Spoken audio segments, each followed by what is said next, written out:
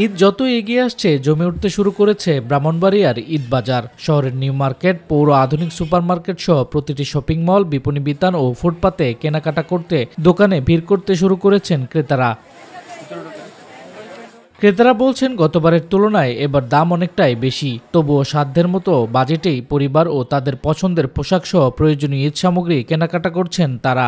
পাকিস্তানি ড্রেসের দাম আপনার তুলনামূলকভাবে একটু বেশি। এত কালেকশন দেখে বাচ্চারাও কনফিউজ হয়ে যাচ্ছে যে কোনটা কিনবে কোনটা না। বাজেটের তুলনায় থ্রি পিসগুলোর দাম বা পণ্যগুলোর দাম অনেক বেশি। আর বিক্রেতারা বলছেন এবার শোরুমগুলোতে ভারতীয় পোশাক খুবই কম। দেশীয় পোশাকের পাশাপাশি আধিপত্য রয়েছে পাকিস্তানি পোশাকের। ক্রেতাদের চাহিদার কথা মাথায় রেখে বাহারি পোশাকের সমারোহ রয়েছে এবার। কাস্টমার এবং ক্রেতা বিক্রেতা আমরা সমন্বয়ই ভালো একটা উদযাপন ফিল করতেছি আর কি।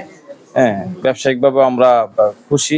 বেশি থ্রি পিস চলতেছে পাকিস্তানিটাই, আগানুর আছে, তারপর বিন হামিদ আছে, নূরের কালেকশন আছে, খুব ভালো চলতেছে। ইন্ডিয়ান থেকে বা পাকিস্তানি থ্রি পিস খুব সারা ফেলছে।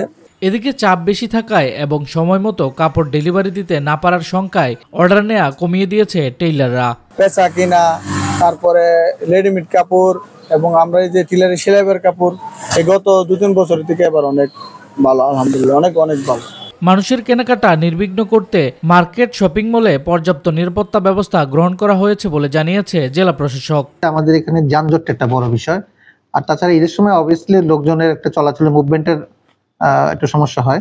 সেই বিষয়টার জন্য আমরা ট্রাফিক পুলিশকে সবসময় আমরা এখানে ব্যস্ত রাখার জন্য মিটিং আছে এই বিষয়ে। ঈদ যতই এগিয়ে আসছে মানুষের কেনাকাটার বহর বাড়ছে, সেই সাথে বাড়ছে মার্কেট খোলা রাখার সময়ও।